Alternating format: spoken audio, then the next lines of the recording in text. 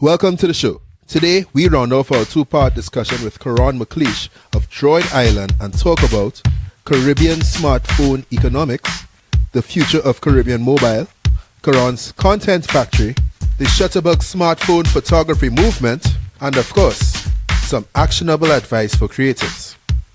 Now, we know you're going to enjoy this, but before we start, we want you to pause this audio, log on to caribbeanpowerlunch.com/subscribe and select your favorite media player. So without further ado, let's go!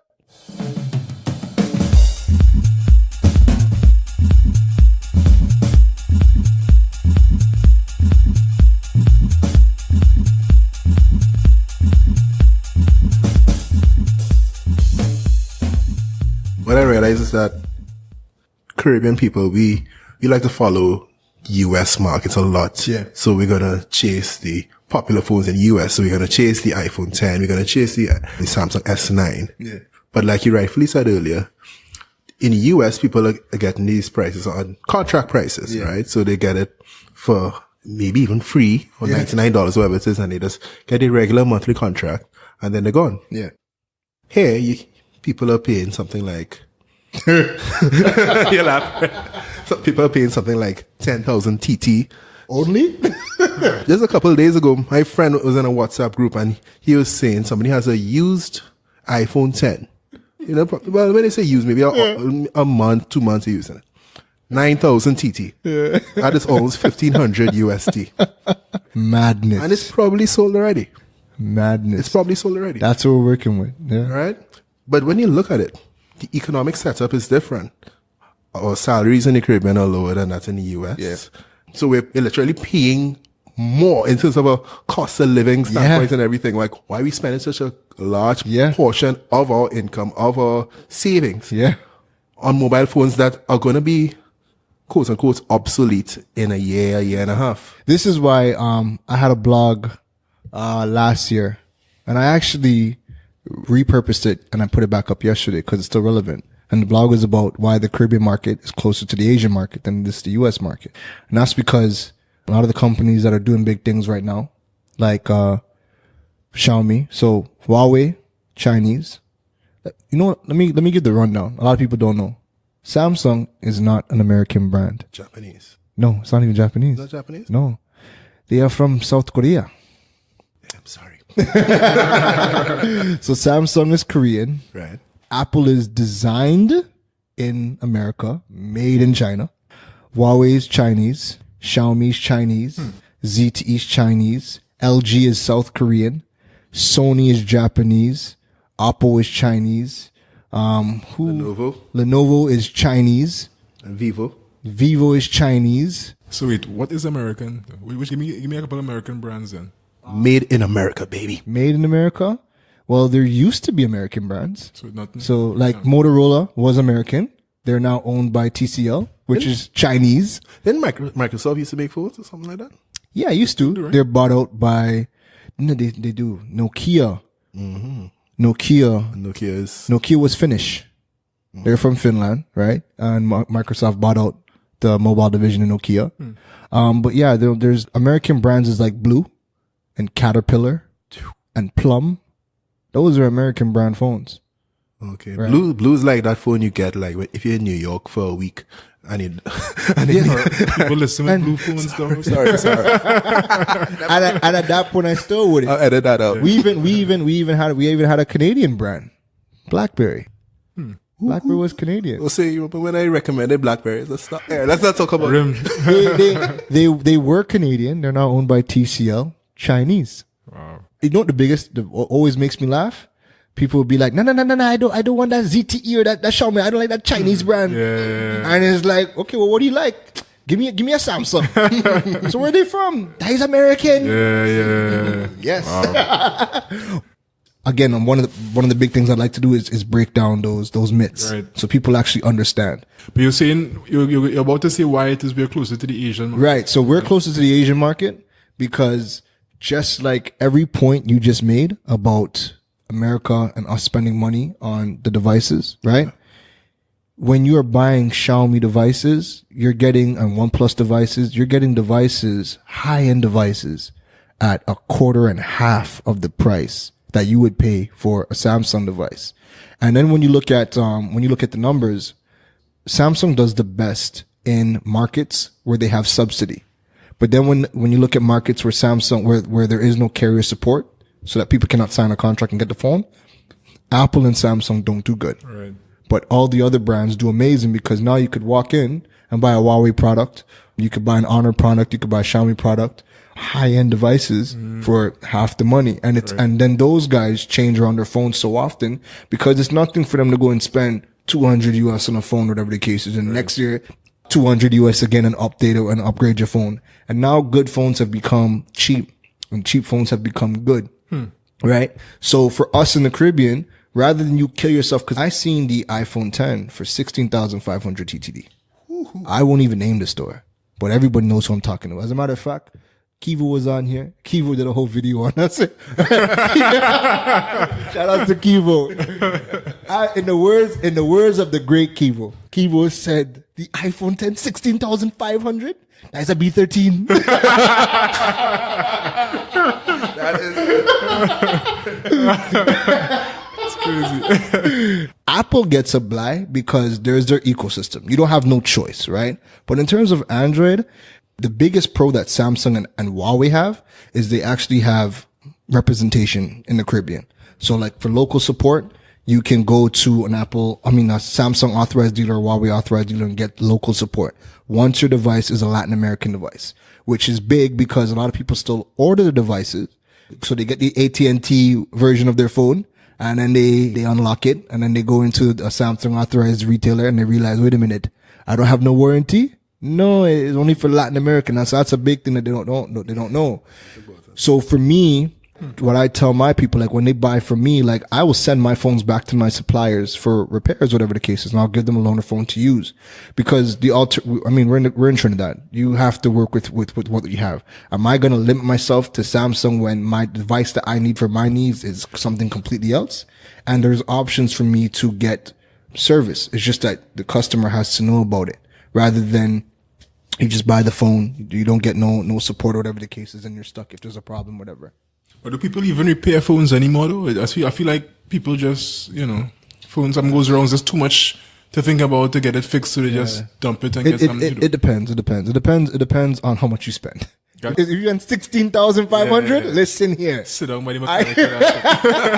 mechanic is saying It's a B13. It's funny you say that, because I had a situation with a customer. She went into a particular telecoms carrier store. She was asking, why doesn't my phone have good reception when I'm in an area or whatever? And the rep, and I quote, I want to read the message to you, but I won't. The rep said, well, the bushings on the phone. I said, I'm bushing. Don't do that. Don't do that. She probably misheard what she was to say. The girl said the bushings in the phone. Wow. I said, wait, fast phones cost so much now. They mix up. Then I'm looking at my OnePlus looking for some of the bushings. Does the OnePlus 6 have bushings? Keron. But there's a point on that, right? You said earlier that the first experience you had one of the first experiences you had with a local retailer, the lack of knowledge that the CSRs and they had, right? Yeah. Don't you see that as a market opportunity for Droid Island in terms of maybe providing trainings, in-depth training sessions and stuff for the sales staff of these companies or the front end staff of these companies? Like, is that something you'd consider in the future? That's in the cards. Yeah? Yeah, it's in the cards. That's what's up. It's like, you know what, man? Like I said, like when I started out 2016, I literally just wanted to be the best. Like I wanted to have like a boutique retail store. I wanted you to come here, get devices that nobody else was selling, get the expertise and the knowledge that nobody else was giving, and Droid Island just be this amazing experience in the store. And that has evolved to be bigger than just a store that could handle, And, I've been asked by companies if that is something that I would get into, whatever the case is. And I feel like almost every month there's like a new opportunity coming out, because at this point, I've been doing so much, it's just hitting home in a variety of different industries, and people are realizing just how far they are behind in what they're teaching. And if your reps are talking about bushings and phones, Crazy. we need help. We need help now. But that's in the cards. That is something I would do. It's something I've been asked, and I'm gonna work towards it, and hopefully everything works out. And any competition though? Anybody else locally or regionally that doing similar stuff to what you're doing in terms of the market space you're in and the way you're approaching it and all that? Or not? Or you're just totally first and only to market? I think the other biggest tech blogger would be my partner in crime, Devon X God. And it's funny because like Devon has like 10 times the following than me. Like Devon has like over 20,000 followers across his platforms, right? The only thing is that he's so heavily focused on like the customer side. Devon will see something and just talk about it, right? Me, I still kind of have a plan for my content. Like I'll create content, like I said, that will invoke the CEOs to get a response or whatever the case is. And because of what I've done on LinkedIn and the content that I've crafted, the CEOs and whatever know me or whatever the case is, and they'll be the ones to be like, hey, we need to work with this guy or whatever the case is. I mean, the customers, the stuff I put on Facebook or whatever else, I mean, that's to get sales and that's to educate the people, whatever the case is, but that's not where the real money is. The real money is with the collaborations with the bigger brands, whatever the case is, but you have to invoke that and you have to build that on a platform where they are. And if you're not on the platform where the executives are, then you're just going to be, people might like your stuff, might share your stuff, but it is what it is. You're spinning around. Yeah. Another question I had, I guess, for the persons who probably starting off and all that, right? Mm-hmm. And they're looking at you as brand and the knowledge you have and all that. Mm-hmm. Now you run the business in terms of the logistics, the finance, whatever. I'm assuming you do most of that stuff. Mm-hmm. You spend a lot of time blogging as well and posting to social media, content generating. Yeah. But you also seem to be on top of every single phone and every single new tech, Facebook algorithms changing, etc. So is there a method to the madness in terms of how you keep on top of this stuff while keeping on top of your blogging, while keeping on top of your, your actual business and making money and negotiating with clients and all that? Like, it just seems like a lot to even fit into one life. So how you manage that process though? First things first, passion. If you don't like what you're doing, it's not going to work. Like, you got to lead with passion. I will read blogs, I'll watch vlogs, whatever the case is, because I like what I do and I like helping. And this is my way of helping and serving the greater good for our people, right? I found my niche. I love what I do. That's the first things first. You have to really love what you do because, I mean, the amount of hours I sit down and will watch and, think about what I want to do, whatever the case is, you have to love it. Otherwise, you either just not gonna, like the times when you're tired and the times when you don't want to do it. If you don't love it, then you're just going to be like, nah, forget it. Like, I'll do something else, whatever the case is. So that's the one thing. I have applications that feed me a lot of news, whatever the case is, that I can always flick through. And I make a conscious effort to always, like, every single day, spend an hour, 2 hours, looking to see what's happening, whatever the case is. When there's new product launches or whatever, marking on the date. So I'll watch all the webinars, whatever the case is. And then when it comes to pretty much everything else, I just have zero fear. And I've learned that you don't need anybody's permission to really do anything. So when I see something, I just try it. I do it. When I did my first book, Android Aftercare, it wasn't like a plan. I literally woke up a day and I was like, you know what? I remember listening to what Gary Vee said in one of his talks. And Gary Vee was like, if you've watched all of his blogs, then don't read the book, because the book is a collection of all of the content that he's put out. But the book is one central place to get all of his philosophies, whatever. And I realized, I'm like, yo, I want to learn how to put out a book. I want to learn how to self-publish. So I had a list of, things I wanted to put in. I literally pulled a lot of the content, like at least 80% of the content was stuff I've done over a length of time. So I pulled it from here. I added stuff in, changed around stuff, whatever the case is. My thing was, it wasn't so much about the book. I just wanted to learn how to do it.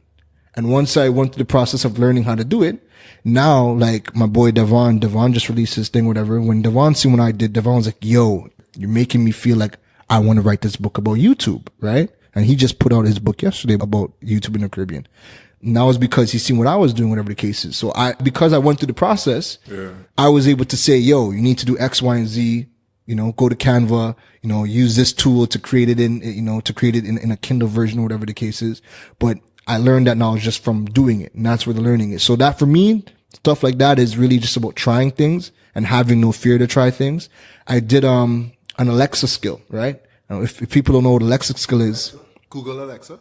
Not Google Alexa. Google is Google Assistant. Alexa is Amazon's smart assistant, right? Literally, the last chapter in Gary Vee's book, Crushing It, talks about Alexa skills as like the new wave of where everyone's attention is going to be.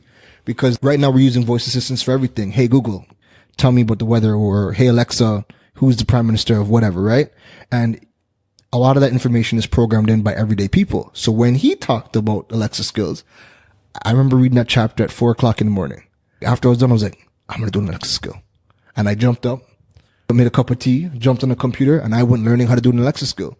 And just doing it and putting it out there, whatever the case is. And now when people see the videos and now they can actually say, hey, Alexa, open Droid Island. And all of a sudden, Alexa's giving you Droid Island tips. Everyone's like, how did you even do this? Right. And so like, I have no fear in experimenting and putting things out there.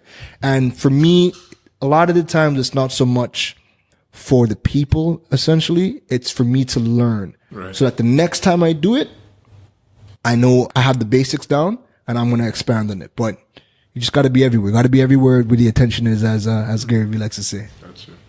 All right. So we're going to talk about what's next for Droid Island in a little bit.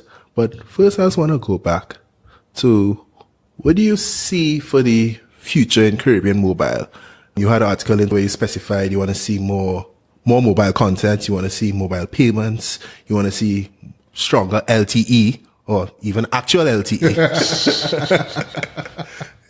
So, I know you made those statements earlier this year at the end of last year. So, two questions. Where do you see us from then to now and now going forward? I think moving forward, like we need to have people understand that we really need mobile experts because there's so much happening in the world of mobile. So you want competition? Yeah, there is no competition. I mean, I'm in competition with myself, but at the end of the day, like I could appreciate if you look at like all the tech YouTubers, they all hang out together. They all have an opinion and everybody understands that your following is, they like the way you bring across information. How people follow you, they like the way you bring across information. Nobody's competition for me. Like, it's not like you have to follow me and not follow somebody else, right? Devon is a tech YouTuber and I will share all of his stuff, right? I love that people follow him, whatever the case is. And I love when we collab because then the audience that I would never get because they follow him now knows who I am because I'm always featured on a lot of his stuff or whatever, right? So, if more people were to, become mobile experts and create content to put things out, because in doing this, there's a lot of people that follow me and I'm like, I'm amazed at how much knowledge they know. And I'm like, I could do stuff with you. Like and if they were to do that and put more content and would foster the community, more people would be exposed to a lot of the information that they need to know to learn about these devices, to maybe even ask a question, maybe Google something so that they could learn how their business can. Because really, right, if you wanted to start a podcast, a lot of people think that you need all these things to start a podcast. They don't even realize that you just need a phone and a microphone and you could start something, right? And you could just put something out there. When I tell people about like WePay, they don't even realize, that what WePay is and what can be done. So more mobile experts to help bring the Caribbean region to where they needs to be. I would love for the companies like B Mobile and Digicel to invest in learning centers, to invest in workshops because they have to lead from the front. When you go on their platforms, you just think that B Mobile and Digicel are these media companies. Like they just show sports, right? People forget that these guys are technology companies. These guys are telecommunications companies. They're not TV companies. You know what I mean? That is not what they've made their bread and butter on. So they need to do more to actually foster development with people getting acclimated to the technology. Because when you tell somebody, hey, the iPhone 10 is 16,500, people would like to know, why is it 16,500? Like, if you can give me enough value to justify the price, that's a hard sell. But people are buying it, man. People are buying it, right? But the people that are buying it have done their due diligence to know enough about it to spend that money. You think so? I think it's just at 16,500. I hope. Due diligence that more gills, more pips, more due diligence on their bank account. Like I could afford it. You know what I mean? No, you're absolutely right. You're absolutely right. But there's still a lot of people that do their due diligence to know a decent amount, even if it's to ask me a question or whatever the case is, or get into a conversation about their buying options, whether they purchase from me or not. I'm seeing more people reaching out and asking whatever. And this is why I created my mobile survey, so I can just send people a link that has the questions that I need to know, and then I get those answers, and then I can make my recommendations, and we can go from there.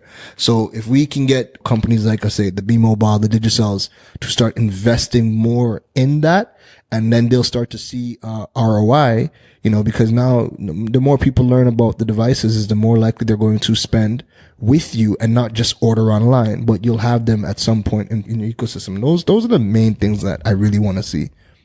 Okay. So what's next, man? You and I were talking on WhatsApp a lot this week. Yeah. Told me you had 2 new ideas you wanted to talk about. You had the Content Factory, you got the Shutterbug movement that you're really excited about. Yeah. Tell us. Content Factory. It's a mindset. First and foremost, it's a mindset. When I wake up, I look at myself in the mirror and I say, you have to be a content factory today. So you have to churn out content. And Content Factory is going to be a resource center for solopreneurs, entrepreneurs, bloggers, small to medium businesses that are going to be able to go and get stock photography, like ethnic stock photography, because we have a lack of representation in the market. So we need that. And then also I have a core group of guys that I'm going to be working with that are going to be teaching people how to get better photography or videography, whether it be from a smartphone or DSLR, for their own purposes, whether it be social media or whether it be for their blog posts and whatnot. And then also we are going to be providing product photography. So people that have products that need it for their blog or their social media, they're going to be able to come to us, get some high quality shots of their stuff done, and that way they can have a high turnaround time and then go post it back up and gain their traction, because as we know, social media is all about the visuals. So I want to tackle, for me, I know that when I'm blogging, trying to find a black man holding a phone on a beach with a stag, I'm not going to find it. So I got to go create it. I think Jose said he was trying to do a selfie the other day, but he didn't feel right. That's why we need Content Factory. Right, but that's exactly it for the people that don't want to do it themselves, but they want to go in. And it's only when you start doing this and you start blogging, you start needing the visuals, and you realize, wait a minute, there's nobody that looks like me that I can use. You spoke to solopreneurs and entrepreneurs and small, but I feel like a huge market is the actual mainstream corporate, though. I feel like they're going to be probably a bigger percentage of your business off the bat. That the target, like, because it's starting out, you have to have a target audience, right? Okay. I'm not targeting the big corporations. Right. If they come, when they come, cool. And I'll have those things in place for them, right?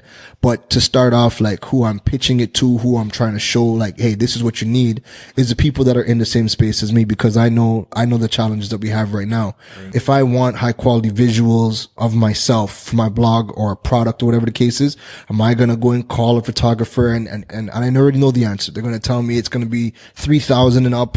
That's not feasible for a social media post. That's what it comes down to, right? It's not feasible. So because there is that humongous gap in the market, and it's a growing need, because right now e-commerce is the way to go. Like, really and truly, there shouldn't be anybody saying they don't have a job when we have a computer and we have internet and there's e-commerce available, and you could build a brand and you don't even have to sell in Trinidad. Like, you could build a brand and you could be selling in Paraguay for all I care, right? But what is going to attract people is the visuals, and people want the stock photography, but they also want to learn how to do it themselves and get a mix of both, right? So I want to tackle those two things. And then Shutterbug, this is something I wanted to do from so long ago, where first question I get, when people want to buy a phone is, hey, how's the camera? And I realized after I was working with Samsung to do the S9 video that we did, I decided to take a different approach rather than just do a straight up review and bore people to death and add to the collection of millions of S9 reviews in the market. I decided, you know what? I'm going to do things a little bit different. I'm going to kind of chop it up. So I'm going to kind of focus on the photography side, the videography side, and like my favorite features, right? So when we did the photography video, I brought alongside a few photographers. So Josh Brisman, JB Superman on Instagram, Tariq Eastman on Instagram, Edward Charles 868 on Instagram, and then Devon X Scott, right? So I brought these guys along. And we went out to, do you guys know where the skate park is? The skateboard park is in Chagaramas? No, didn't even know we had one. Yeah. I didn't know we had one either. In Toronto, you know? Yeah. I didn't know we had one either. We have one, right? We have a skate park, whatever the case is, right? So when we went, and these guys, the photographers, they're professionals, they know about different spots that we could hit, right? So like, let's start off in the skateboard park, then we went Bamboo Cathedral, then we went to Macri, right? Now, when we went to the skateboard park, and I had the phone first, and I'm taking some pictures, I'm like, oh, the S9 camera is really good. These are some good shots. And then they got the camera, and they turned on pro mode. And when these guys started to go into everything and making the adjustments, I'm like, are we using the same camera? Like, it was, you knew what I took. You knew what I was taking. But then when these guys got a hold of it, it was a whole different ballgame. And then in conversations with them, whatever the case is, it comes down to you have the, I think it was Tariq. Tariq was like, the best camera is the one you have on you, right? If you have a DSLR that costs however much, if it's at home, but you're out on the road right now, it's no good to you, right? So you have to know how to use your camera. And most people always have their smartphone on them. So I had wanted to do a smartphone photography class from a long time ago because I know that's one of the biggest things people are looking for in a phone, right? And the question always is, what's the best camera? But it's not always about what's the best camera on a phone. It's, do you even know how to take a picture? Right? And I realized firsthand, I don't know how to take a picture. Oh, me neither. I get teased about this all the time. So what you're saying is that all those features that always pop up that I just try to get rid of so I can take the standard shot. You see, those features actually have a role to play in the quality of the picture that I take. a massive role. So, a massive role. But then I feel like every phone would have a different set of features or whatever. So is it that you're just going to give a tutorial on what the features mean so you can kind of figure it out? Yes. Like, how are you going to work that? Yes. So it's kind of like race car driving and driving, fast car, driving a car that can't push past 200 miles an hour, right? At the end of the day, you still have to know how to drive. Yeah. Right? Oh, gotcha. Okay. So when we were doing it, I wanted to have this photography class teaching people about smartphone photography. So I was asking the guys at the shoot, and I'm like, yo, tell me about photo walks, because I'm not a photographer. I'm like, tell me about photo walks. How do photo walks work down here? And they're like, well, usually like 5 to 10 people come out, like, hardcore photographers, and they go out on these walks and they shoot whatever they want. I'm like, okay. I'm like, I want to do that, but I want to do smartphone photography, and I want you guys to be the experts with me on it. So they're like, okay, that sounds cool and whatnot. Yeah, if we probably get like 10 people to come out, and that'll be good. So if we shot the video on a Sunday, the Tuesday I asked them about it. The Wednesday I put it up on Facebook, Shutterbug Walk, for the following Sunday. When we got there, we were expecting, like I said, 10, 15 people max. At least I was, because they told me photo walks, people, it's only really hardcore photographers come up for that kind of stuff. But my focus was on smartphone photography. If I had a DSLR, great, but the focus on smartphone photography. We had almost 100 people come out. When that happened, I was like, yeah, we're doing something. Yeah. Like and it turned into a movement, because after that, we opened up the group.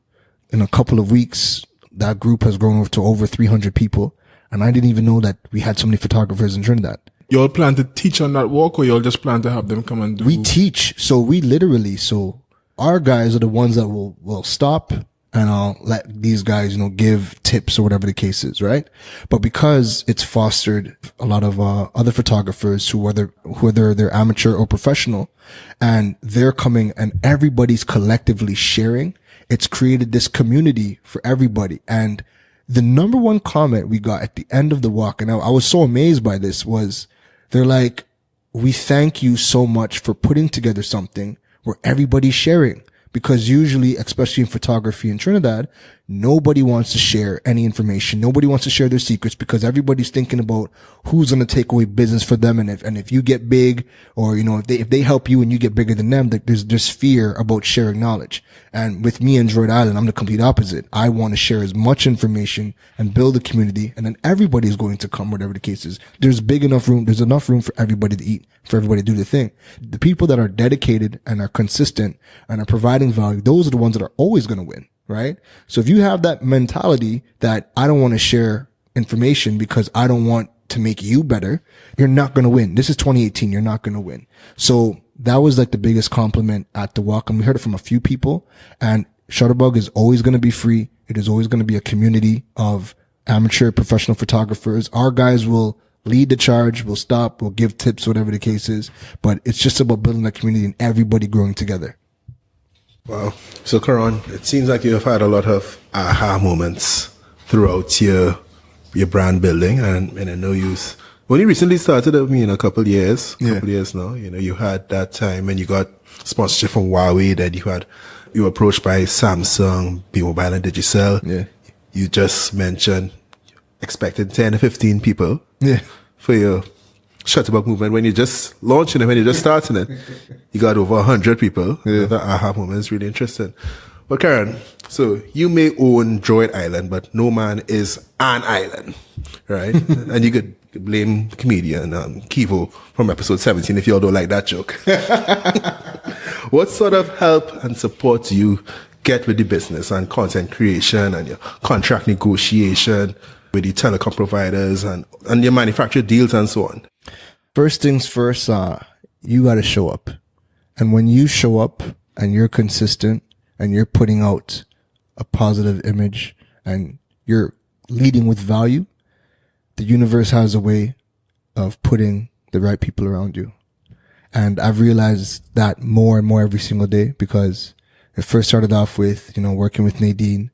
And then I knew the Huawei marketing manager for a little while, and then full circle came back, and then I ended up working with him, whatever the case is, on the Huawei deal. I actually approached Devon last summer before I actually started the store, right? And I was like, yo, I know you're doing your thing, you have a good following, whatever the case is. I like your work, your quality is great. And I had approached 2 other people that were in the tech space that were blogging as well. And I brought these guys together. I was like, yo, we should really start working together and pushing each other, whatever. And it never really worked out because the other 2 guys weren't really there with us. And then Devon was more like, well, these other guys ain't really saying much. And he just kind of just slacked off. It wasn't until I called him again. I was like, with the Huawei stuff, because they wanted to get another videographer. And I didn't really like the guy's work. So I was like, yo, I know a guy. And I called him up and I was like, yo, Huawei, me, what you saying? He's like, I'm for it. And then from there, we just became cool. So that's helped me, because now the visual stuff started to escalate or whatever the case is. And then all of a sudden, I started doing some work with, the new photographers that I'm with. And I met those guys through Devon. And then, people underestimate the value of reading. And I mean, for what I'm doing in my field, there's not many people doing that. And there's not many people that could really, draw on inspiration from whatever the case is. But in reading and finding a Gary Vee and finding a Richard Branson and finding a Damon John and reading a lot of these guys' books, these guys have been my mentors from afar, and they've fostered and they've just put a lot of ideas in my head or whatever the case is. When you're a creative, the easiest part is being creative. The hardest part is learning how to turn your creativity into a business. So I'm at that phase now where now I'm trying to learn a lot more of the business side or whatever the case is. So yeah, just being myself and putting myself out there, I've started to realize that just a lot more people have started to come into my place at the right time. And I have to keep an eye out for people, but I also have to do a lot of self-reflection and figuring out where I'm weak and who I need to help me get to the next level. I don't know how many people realize how important that is, to constantly self-reflect and constantly really look at, where am I weak? A lot of people just want to do everything, and then at some point you fall off or whatever. So I'm learning that about myself. And in doing that, I'm now starting to learn, okay, you know what? The business side, I'm weak there. I'm a good creative and I love to work. I love to put things out, and that's gotten me so far. But now I'm buckling down and realizing, okay, this is where I'm weak. And now I'm looking at to see who I can get to help me get to the next level. But just on that point though, have you encountered any issues dealing with corporate, with your appearance or your dress code or your beard or anything? I know you thinking for most people is that if I have to deal with these big guys, I have to look a certain way and act a certain way. I'm glad you brought that up. Yeah, have you had any challenges? I'm glad you brought that up. I'll say this: when you build your personal brand, You don't have to fit into any box.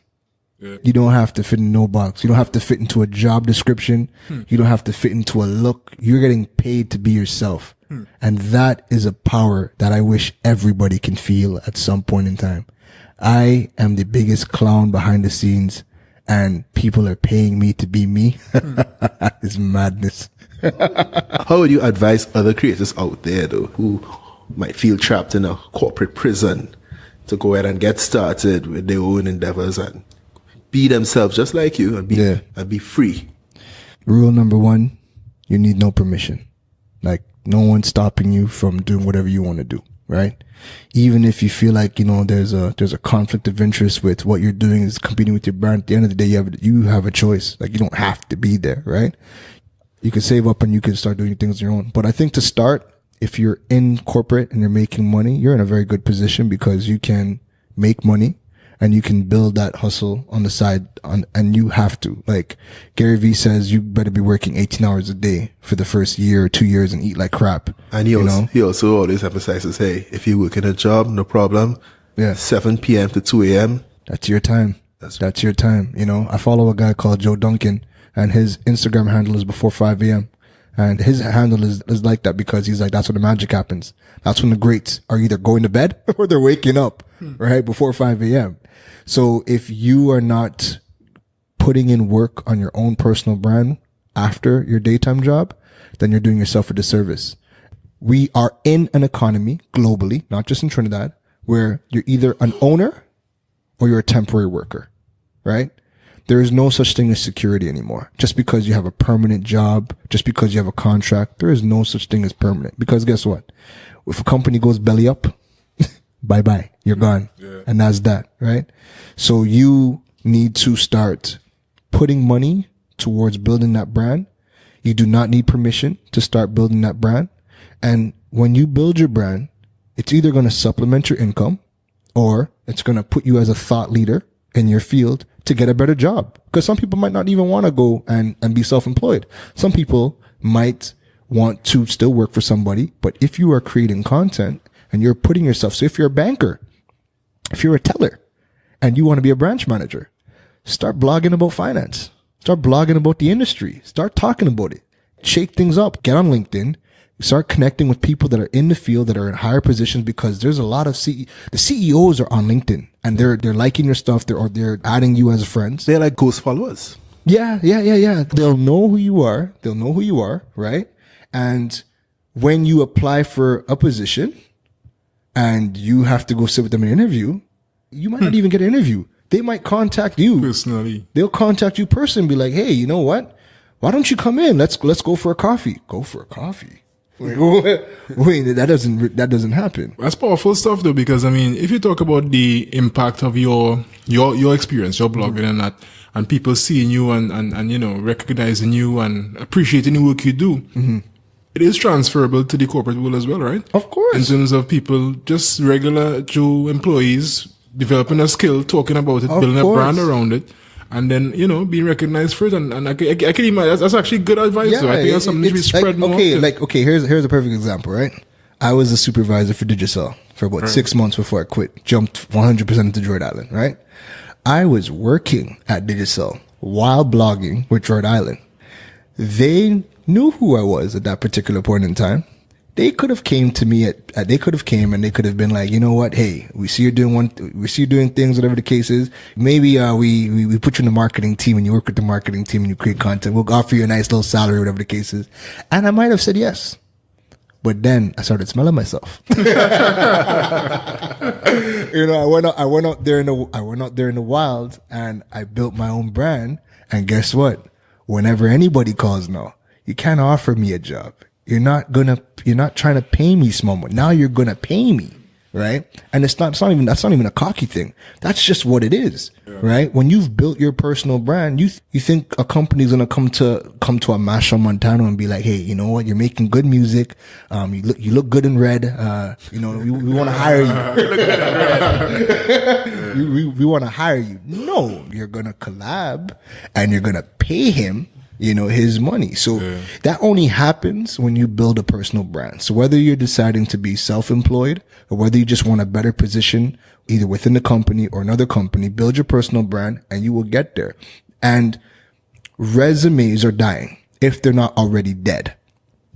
Right now, your resume is your living. LinkedIn is a perfect example. It's it's you, the content you're putting out there. Your body of work. Your body of work. That is your resume.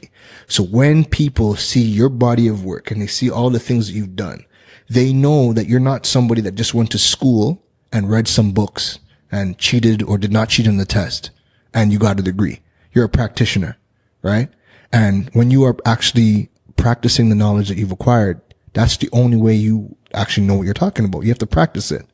And that is your resume now. So put out your body of work, let people see it for better or worse. And if you're putting things out there, people are going to critique, people are going to agree, they're going to disagree, but they're going to have their points. You're going to have your points, and maybe they learn something, maybe you learn something, and that's all good. People throw around the phrase build your brand all the time, right? Yeah. But one, can you build a brand without social media? Two, based on, let's say, introvert type personalities, do you think that using social media is a viable option? I mean, two questions, but what do you think about this? That's a very good question, because you need social media, but how you go about doing things is different if you're an introvert and you don't want to be putting your face out there. Number one, you need to find a medium that's comfortable, right? Kevin could be doing this. Kevin could have a video camera right now, right? I do, but I don't know how to use it properly. Right? There's a reason Kevin said, I'm going to do a podcast, right? There's a reason I started off and I'm like, I'm going to do written blogs, right? And then I eventually moved over to videos and I do a combination of both, right? You have to figure out what you're comfortable with. Oh God, we keep referencing Gary Vee, but that's the godfather of all this, right? Yeah. But one of the things that he says is that you need to know your medium. So there's three mediums. There's either audio, there's video, and there's written, right? If you have a crap personality or you have no personality, whatever the case is, and you know you suck on video, don't do video because you're going to suck and you're going to be known as the guy that does suck, that does sucky work on thing, right? But you might be witty and have a way with words and get away with a written blog, and you know how to show personality through written blogs. And you might have a boss blog. So blog. Or you might either be too shy for camera, or you might not have the cadence for video, but you could jump on audio and you could just talk, I'll reference Kivo again, like the fact that he just sits in his car, turns on the phone and records whatever the case is, it works. He has found a medium that works. There's no flashy editing. There's none of that. So when people are talking about, I don't want to do video because, the quality, I don't know how to do this. You have a man that I remember just probably 2-3 months ago, he had like 3,000-4,000 followers, if that. And then I remember the next time I actually checked his page and not just seeing him show up in my feed. All of a sudden there's over 20-something thousand followers, whatever the case. And it's like, God damn, and it's all because he just turned on the camera. There was no permission. He found a medium that works for him and it's picked up. For me, I know my medium. I like to write. I get creative because I can put my thoughts in a place. Video, I'm still getting comfortable with jumping on video and putting myself out there, but I like to do it because it's a challenge for me, because I was the guy, like I said, I like to be in the back. I don't want to be in no spotlight. So it's a challenge for me to kind of get out there and put myself out there. So when you find your medium as an introvert, just go hard. And there's no right or wrong answer, right? There's only testing. You just have to put yourself out there, commit to a platform and make it work. And once you do that, you're going to get a tribe. Somebody is going to like your stuff that's going to like your stuff. And before you know it, even if you have 100 people, be the best version of you to that 100 people and it'll grow, right? So yeah. All right, guys, we're approaching 2 hours here. Shit. Keron, where can we find you?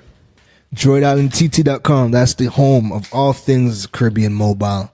You can find me on Instagram, DroidIslandTT. You could check out Keron Rose on Instagram. I play the ass on that platform. Facebook, DroidIslandTT as well.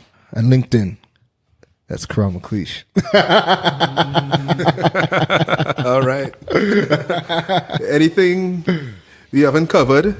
Is there anything that we haven't possibly covered that you want to leave us with? I think we hit all the right topics, but I will say this, you know, being in the Caribbean, being amongst people that look like me is so important. It's so powerful to just be able to come out here and be yourself and build a brand around being yourself, and anybody can do it.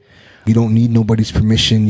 There's no barrier to entry anymore. Anybody can get a platform. Even if you don't have a website, you can get a podcast. Like, there's no barrier to entry. So whether you're thinking about starting something, you're not too sure, you don't know if people are going to like it, you don't know if people are going to follow it, every bun have its cheese, as the old people say. And once you put yourself out there, there will be people that like what it is that you do and what you're saying and how you bring it across, regardless of whether somebody else is already doing it, how that person might be doing it. People are going to like it, but how you're doing it is how somebody else is going to like it. So don't be afraid. Just jump out and do it and try anything, man. What's the worst that could happen? You stay stuck in a job and till you die? Nah. Interesting that you say every bun has its cheese. When you said that, you know, you have the Jamaican in the corner there, Mr. Irvin Davis. He looks up like, what? Bun and cheese? So what the man I say? Bun and cheese, I say? When I broke it, man. All right, podcast world. We spoke mobile, we spoke the future, we spoke delivering value. Manage your IP content, build your brand. Don't ask for permission. Podcast world, Eco Studios. Oh. We are out. Thanks, Keron. We'll say. What am I saying? Done.